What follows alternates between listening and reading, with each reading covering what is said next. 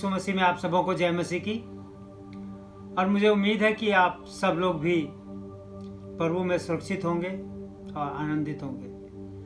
हम आज Sunday service में आए हैं, हम सब लोग मिलकर परमेश्वर को धन्यवाद करेंगे और उसके सुंदर वचन से पैजियाब होंगे। आइए हम सब लोग मिलकर प्रार्थना करें। हे सर्वशक्तिमान परमेश्वर, हमारे कर्ता उतराता, हम अधम पापी तेरे सामने मान लेते हैं कि हम स्वभाव से ही पाप में अशुद्ध हैं और कि हमने मनसा वाचा और करना से तेरे विरुद्ध पाप किया है। इसलिए हम तेरे अनुग्रह को खोजने और प्राप्त करने के लिए प्रभु यीशु मसीह के द्वारा तेरे अपार दया की शरण लेते हैं। हे अत्यंत दयालु पिता, तू जिसने अपने अकलौते पुत्र को हमारे पापों के कारण मृत्यु भोगने दिया, हम पर दया कर और उसी के कारण हमारे सब पापों को क्षमा कर। तू अपने पवित्र आत्मा के द्वारा हमें अपना सच्चा आत्मिक ज्ञान दे कि हम तेरी इच्छा को पहचाने और तेरे वचन का ठीक आज्ञा पालन करें, जिससे कि तेरे अनुग्रह के द्वारा हम आनंद जीवन पाएं, हमारे प्रभु यीशु मसीह के द्वारा, आमीन। खुदा उनके मीठे नाम में आप सबको जय मसीह। जय मसीह की। परमेश्वर का वचन संहिता की पुस्तक दाऊद अपने वचन में कहते हैं 28वां अध्याय और 7वां पद, यहोवा मेरा बल और मेरी ढाल है, उस पर भरोसा रखने से मेरे मन को सहायता मिली है। इसलिए मेरा हृदय प्रफुल्लित है और मैं गीत गाकर उसको धन्यवाद करता हूँ। सच में प्रभु यीशु मसीह हमारे साथ। We all know the situations outside time. हम में से हर किसी ने अपने अजीजों को खोया है, लेकिन ये समय है कि हम परमेश्वर का धन्यवाद करें, क्योंकि परमेश्वर ने दिया और परमेश्वर ने लिया। ये समय है कि हम परमेश्वर को धन्यवाद करते हैं निरंतर अपनी प्रार्थना, क्योंकि वही है जो हमारा बल, शरणागत। आइए हम परमेश्वर की स्तुति करें उसकी महिमा के लिए।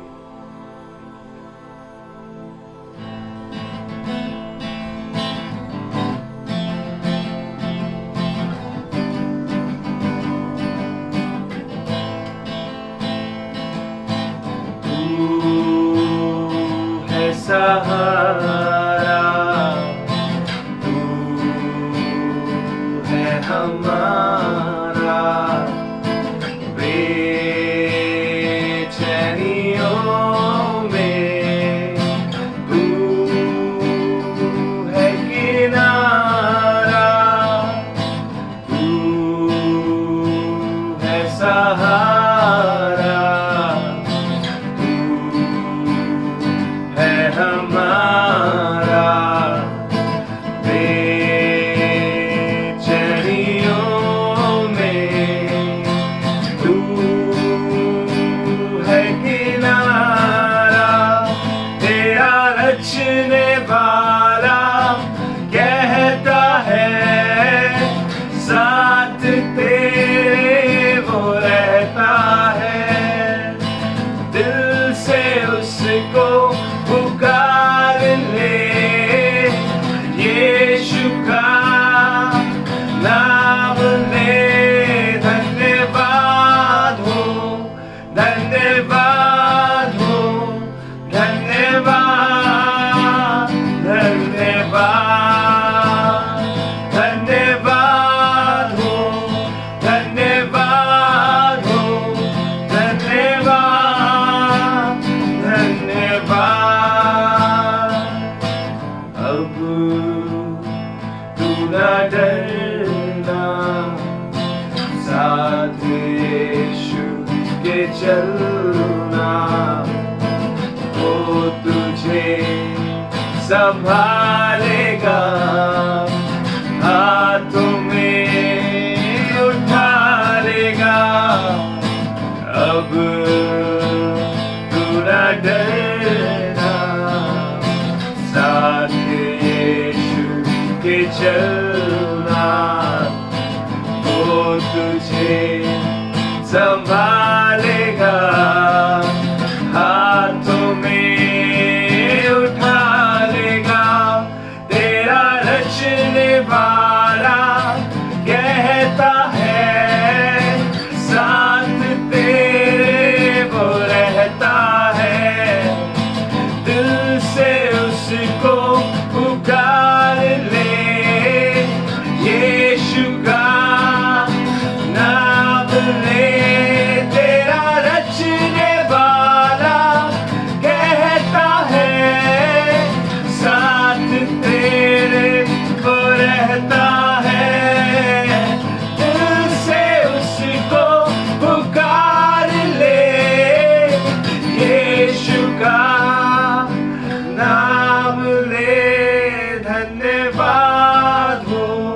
धन्यवाद हो, धन्यवाद, धन्यवाद, धन्यवाद हो, धन्यवाद हो, धन्यवाद, धन्यवाद, धन्यवाद हो, धन्यवाद हो, धन्यवाद, धन्यवाद। प्रभु का धन्यवाद करते रहें क्योंकि वो सामर्थ्य है और योग्य है। धन्यवाद करें और परमेश्वर आपके साथ हमेशा बना रहे। प्रभु यीशु मसीह के नाम में जय मसीह। जय मसीह। आइए हम वचन में चलें और आज का जो वचन परमेश्वर ने हमें दिया है वो है लूका की इंजील उसका 21 बाब की 36 आयत। और यहाँ इस प्रकार से लिखा है, इसलिए जागते रहो और हर समय प्रार्थना करते रहो कि हम इन सब आने वाली घटनाओं से बचने और मनुष्य के पुत्र के सामने खड़े होने के योग बने। अजीजों बच्चों, हम देख रहे हैं कि इस समय तरह तरह से बीमारियां दिन ब दिन बढ़ती चली जा रही है। हम देख रहे हैं कि किस प्रकार से बीमारियां इंसान को दिन ब दिन घेरती जा रही हैं और तरह तरह की बीमारियां के बारे में हमें सुनने को आ रहा है। लेकिन हमें अपने आप को परमेश्वर के सम्मुख बनाकर रखना है। ये समय है कि हम प्रार्थना में लगे रहें ताकि ये तमाम बीमारियां से हम मुक्त हो सकें, इन बीमारियों से हम मुक्त हो सकें, परमेश्वर हमें बचाए। और हम जब सब जानते हैं कि हमारा न्याय होना है और हम भी परमेश्वर के सम्मुख उसके योग्य बन सके। और इसके लिए हम आज देखेंगे एक दृष्टांत, एक घटना जो प्रभु यीशु मसीह के समय उसके जीवन में बीती। अगर हम देखें लूका की इंजील 7 बाब की 1 से 10 आयत तक, हम यहाँ इस घटना को देखते हैं। जब वह लोगों से ये बातें कह चुका तो कफरनहूम में आया। वहाँ किसी सूबेदार का एक दास जो उसका प्रिय था बीमारी से मरने पर था।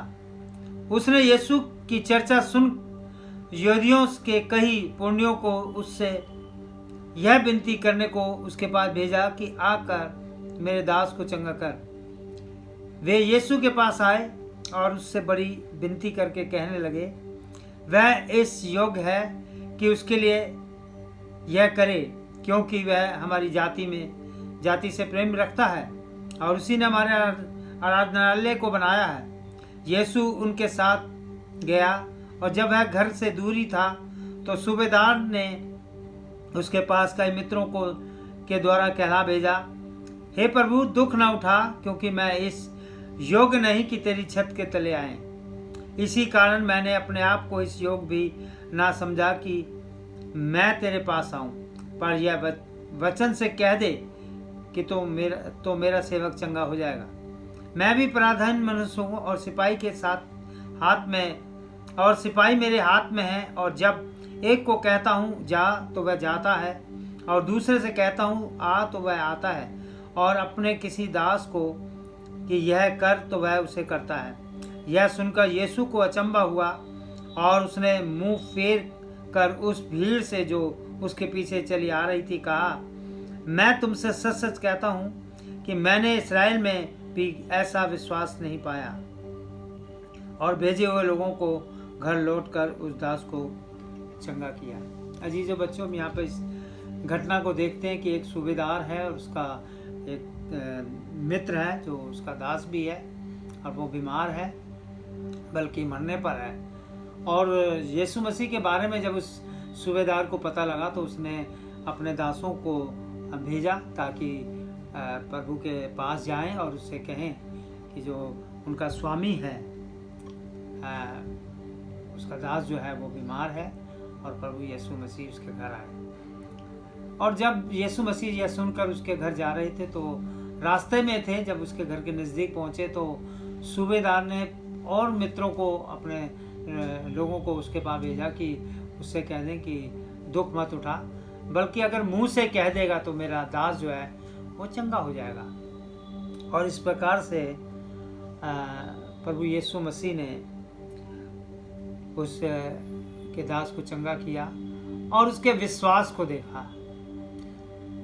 यहाँ पर हम इस घटना में देखते हैं कि वो जो सूबेदार था एक ऐसा व्यक्ति था जिसके पास सब कुछ था, धन दौलत थी, दास दासियाँ थी, जिसको वो कहता है कि मैं एक सिपाही को कहता हूँ हाँ तो वो आता है, एक को कहता हूँ जा तो वो जाता है, और सब कुछ था उसके पास जो दुनिया में इंसान के पास होना चाहिए।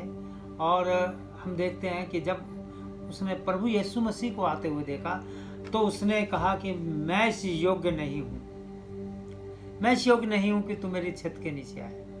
उसने अपने आप को एक हलीम बना लिया। वो परमेश्वर की योग्यता को जानता था, परमेश्वर के महत्व को जानता था, प्रभु यीशु मसीह को जानता था कि वो महान परमेश्वर है। मैं अपने आप को नर्म करूँगा, दीन करूँगा। और परमेश्वर ने उसके विश्वास को देखा, जबकि वो एक सूबेदार था, ऑर्डर कर सकता था, लेकिन उसने परमेश्वर से विनती की कि परमेश्वर अगर तू मुख से कह दे तो मेरा दास चंगा हो जाएगा। अजीजों, उसके विश्वास को देखा कि वो सूबेदार कितना हलीम बन गया, कितना नर्म बन गया, और उसने प्रभु यीशु मसीह से कहा कि तू मेरे दास को चंगा कर। अजीजों, आज हमारे जीवन में हम देख रहे हैं कि लोग जो हैं नर्म बनते हैं, हलीम बनते हैं, तभी परमेश्वर का अनुग्रह उन पर होता है। वो लोग ही बचाए जा रहे हैं जो प्रभु यीशु मसीह को अपना नजात दहिंदा मान रहे हैं। वही लोगों को परमेश्वर जीवन दे रहा है। लेकिन जो पैसे का घमंड या अपनी पावर का इस्तेमाल कर रहे हैं, वो नहीं बच पा रहे। हमें जरूरत है कि हम हलीम बने, नर्म बने और अपनी योग्यता का जो दुनियावी रूप में हमें मिली है हम उसको इस्तेमाल ना करें, बल्कि प्रभु के वचन में लिखा है कि हम इसके योग्य बने कि परमेश्वर के सामने खड़े हो सके। हम सबों का न्याय किया जाएगा, हमें परमेश्वर के सामने खड़ा होना है। और हम अपने आप को जब इस समय दीन बनाएंगे, हलीम बनाएंगे और प्रार्थना में लगे रहेंगे, तभी हम परमेश्वर के सामने खड़े हो सकेंगे। तभी इन आने वाली मुसीबतों से, इन आने वाली बीमारियों से बचने पाएंगे। इसलिए अजीजों बच्चों, परमेश्वर का वचन बताना चाहता है, आज समझाना चाहता है कि हम अपने आप को किस योग्य बनाएं कि हम परमेश्वर के सामने खड़े हो सके। अगर हम देखेंगे रोमियो और उसका 1 बाब की 29 आयत में, इसलिए वे सब प्रकार के अधर्म और दुष्टता और लोभ और बैर भाव से भर गए और ढा और हत्या और झगड़े, छल और ईर्ष्या से भरपूर हो गए और चुगलखोर, बदनाम करने वाले, परमेश्वर से घृणा करने वाले, दूसरों का अनादर करने वाले, अभिमानी, डींग मार, बुरी बुरी बातों के मानने वाले, माता पिता की आज्ञा ना मानने वाले, निर्बुद्धि, विश्वासघाती, मेया रहित और निर्दयी हो गए। वे तो परमेश्वर की यह विधि जानते हैं कि ऐसे ऐसे काम करने वाले मृत्यु दंड के योग्य हैं। आज इंसान कितना गिर चुका है। इस प्रकार के व्यक्ति संसार में हो गए हैं। और ये सब जो हैं जिनका जिक्र किया गया है कि लोग जो हैं आज लालची हो गए हैं, आज लोग बैरभाव करते हैं, आज लोग डाह करते हैं, हत्याएं करते हैं, झगड़े करते हैं, छल है, ईर्ष्या करते हैं, चुगलखोर हैं, बदनाम करते हैं और क्या करते हैं, अभिमानी हैं, डींगमार हैं, बुरी बातों में लगे रहते हैं, माता पिता का आदर नहीं करते, निर्बुद्धि हैं, विश्वासघाती हैं। ये सब व्यक्ति जो हैं आज परमेश्वर के जीवन से दूर हो गए हैं, परमेश्वर से दूर हुए हैं, और वो किस योग्य हैं? मृत्यु दंड पाने के योग्य। हमारा परमेश्वर जीवन देने वाला है, मृत्यु देने वाला नहीं है। हम देखते हैं कि जब हेरोदेस और पिलातुस के सम्मुख प्रभु यीशु मसीह को उपस्थित किया गया तो उन्होंने कहा कि हम तो इसमें कोई गुनाह नहीं पाते कि इसे मृत्यु दंड दिया जाए, ये इस योग्य है ही नहीं। और आज जीवन में लोग मृत्यु दंड के योग्य हो गए हैं क्योंकि इस प्रकार का जीवन हो गया उनका। इसलिए हमें प्रभु का वचन बता रहा है कि परमेश्वर के सम्मुख उपस्थित होने के अपने आप को योग्य बनाओ। हम कैसे अपने आप को परमेश्वर के सम्मुख उपस्थित कर सकते हैं? उसके लिए हम देखेंगे 2 कुरिन्थियों उसका 3 बाब की 5 आयत। यह नहीं कि हम अपने आप से इस योग्य हैं कि अपनी ओर से किसी बात का विचार करें, पर अपनी योग्यता परमेश्वर की ओर से हो। हमारी योग्यता जो है वो परमेश्वर की ओर से होनी चाहिए। हमारी तारीफ जो है वो परमेश्वर करे, ना कि हम अपने पैसे पे घमंड करें, ना कि हम अपने बच्चों पर घमंड करें, ना कि हम अपने दुनियावी चीजों पर घमंड करें। हम अपनी योग्यता परमेश्वर के नाम पर घमंड करें। हम इस बात पर घमंड करें कि हमारा परमेश्वर हमें जानता है, हमारा परमेश्वर उद्धार करता है, जीवन का देने वाला है। इसलिए अजीजों बच्चों, प्रभु का वचन बताता है कि हमें परमेश्वर के योग्य चाल चलना है, अर्थात सारी दीनता। हमें कैसा बनना है? हमारी क्वालिटी क्या होनी चाहिए? हमारी योग्यता क्या होनी चाहिए? हमें दीन बनना है। जैसा वो सूबेदार जो है वो अपने आप को उसने दीन कर लिया, जबकि सब कुछ था उसके पास, लेकिन जब वो प्रभु यीशु मसीह उसके पास आ रहा है, उसने अपने आप को दीन कर लिया कि मैं इस योग्य नहीं हूं कि तू मेरे छत के नीचे आए। हमें सारी दीनता और नम्रता सहित और धीरज धरकर प्रेम से एक दूसरे को सहना है। ये हमारी क्वालिटी होनी चाहिए कि हमें दीन बनना है, नर्म बनना है और धीरज धरना है, तसल्ली रखनी है और प्रेम से एक दूसरे के सहनी है। जब ये बातें हमारे अंदर, ये क्वालिटी हमारे अंदर होगी, तब भी हम परमेश्वर के न्याय तख्त के सामने खड़े हो सकेंगे। क्योंकि वचन में हम जानते हैं कि हमें परमेश्वर के राज्य में जाने के लिए उससे पहले एक न्याय से होकर गुजरना पड़ेगा, और उस न्याय में अगर हम निर्दोष, निष्कलंक और पवित्र बनेंगे,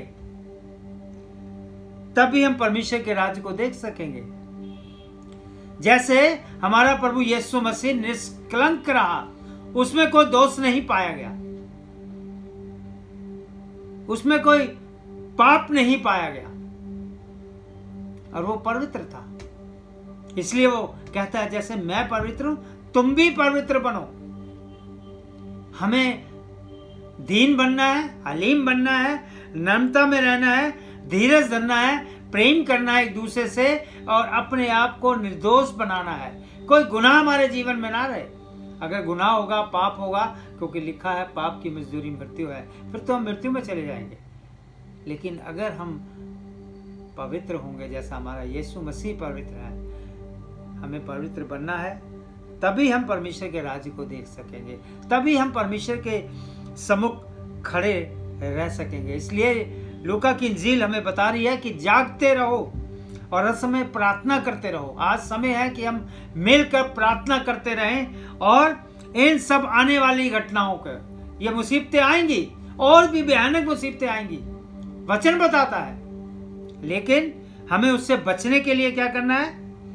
अपने आप को दीन बनाना है, हलीम बनाना है, नर्म बनाना है, पवित्र बनाना है, निष्कलंक बनना है, तभी हम परमेश्वर के राज्य को देख सकेंगे, तभी हम परमेश्वर के सम्मुख ठहर सकेंगे। खुदा उनके कलाम के पढ़े और सुने जाने पर आशीष हो। आमीन। आइए हम दुआ करें। कुदूस कुदूर रब्बुल फाज, दुनिया के खालिक व मालिक, हमारे जिंदा परमेश्वर प्रभु यीशु मसीह में हमारे पिता, हम आपके नाम को धन्यवाद करते हैं कि आपने अपने बच्चों को अपने अपने घरों में सुरक्षित रखा है और आनंदित रखा है। और तेरे बच्चे प्रभु तेरे विश्वास में एक साथ अपने घरों में, अपने परिवार में, अपने बच्चों के साथ इकट्ठे हुए हैं ताकि परमेश्वर आपकी महिमा कर सकें, आपकी तारीफ करें और आपके नाम को धन्यवाद दें। हम धन्यवाद करते हैं परमेश्वर, आज के सुंदर वचन को प्रभु आपने अपने बच्चों को दिया है कि वो जागते रहें, प्रार्थना करते रहें, क्योंकि आने वाली तमाम परेशानियों से, दुख बीमारियों से, तमाम घटनाओं से अपने आप को बचाए रखें और परमेश्वर के सम्मुख खड़े होने के योग बना सकें। आज हमें अपने आप को परमेश्वर को सौंपना है।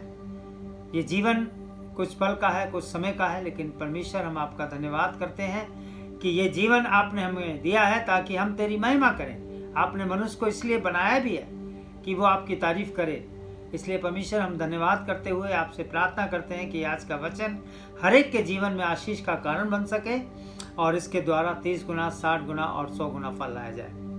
हम दुआ करते हैं परमेश्वर अपनी कलीसिया के तमाम छोटे बच्चों के लिए, तमाम नौजवानों के लिए, तमाम बहन भाइयों के लिए, बुजुर्गों के लिए आपसे आशीष चाहते हैं, बरकत चाहते हैं। अगर हमें कोई बीमारी की स्थिति में है, अस्पताल में भर्ती है या दुखी है या परेशान है या किसी भी प्रकार से आर्थिक रूप से कमज़ोर है, तो प्रभु यीशु मसीह आप उनको चंगाई दें, शिफा दें, हिम्मत दें, ताकत दें, समझ दें और उनकी आर्थिक स्थिति में आप उनकी मदद करें और सहायता करें, जरिए और रास्ते निकालें ताकि कोई भी व्यक्ति दुखी ना रहे, कोई परेशान ना रहे, बल्कि प्रभु के आनंद में बढ़ता चला जाए। हम दुआ करते हैं परमेश्वर इस वक्त तमाम हॉस्पिटल्स में काम करने वाले तमाम डॉक्टर्स, नर्सेज, तमाम स्टाफ कर्मचारी के लिए प्रार्थना करते हैं जो इस घड़ी में परमेश्वर सेवा में लगे हुए हैं। उनकी सेवा उनके जीवन के लिए आशीष का कारण बने और बहुत से लोगों के लिए उद्धार का कारण बन सके। लोग सच्चे परमेश्वर को जानकर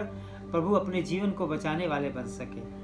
हम दुआ करते हैं इस वक्त विशेष तौर पे अपने कंट्री के लिए, यहाँ के तमाम नेताओं के लिए जो इस वक्त इस महामारी में परमेश्वर तेरी सेवा में लगे हुए हैं। प्रभु हम जानते हैं कि आप ही हमें बचाने वाले हैं, कोई हमारा सहारा नहीं है, कोई हमारा परमेश्वर नहीं है सिवाय प्रभु यीशु मसीह के। इसलिए हम आपसे आपको ही चाहते हुए दुआ करते हैं कि हमारे देश में ज़्यादा से ज़्यादा लोग चंगाई हासिल करें, शिफा हासिल करें और जीवन हासिल करें। हम दुआ करते हैं परमेश्वर कि आपने हम सबों को अब तक संभाला है, आगे भी संभालेंगे और हमारी हर प्रकार से मदद और सहायता करेंगे। हमने जो कुछ भी प्रभु आपसे मांगा पाया, मांगते खुदावंद यीशु मसीह के वसीले से, आमीन। हम बाप की दुआ में शामिल होंगे। है हमारे बाप, तू जो आसमान पर है, तेरा नाम पाक माना जाए, तेरी बादशाहत आए, तेरी मर्जी जैसे आसमान पे पूरी होती है वैसे ज़मीन पर भी हो। हमारे रोज़ाना की रोटी आज हमें बख्श दे और जिस तरह हम अपने गुस्सों को माफ़ करते हैं, तू हमारे कसूरों में माफ़ कर। हमें आज़माइश में डाल बल्कि बुराई से बचा, क्योंकि बादशाहत, कुदरत और जलाल हमेशा तेरे हैं, आमीन। अब हमारे खुदा में यीशु मसीह का फजल, खुदा बाप की मोहब्बत, पाक रूह की शराकत दुनिया के सब ईमानदारों के साथ, बिल्कुल से जमात उस घराने के साथ आपसे हमेशा तक होती रहे, आमीन। प्रभु यीशु मसीह में आनंदित रहिए, खुश रहिए और प्रभु में बढ़ते रहिए। जय मसीह।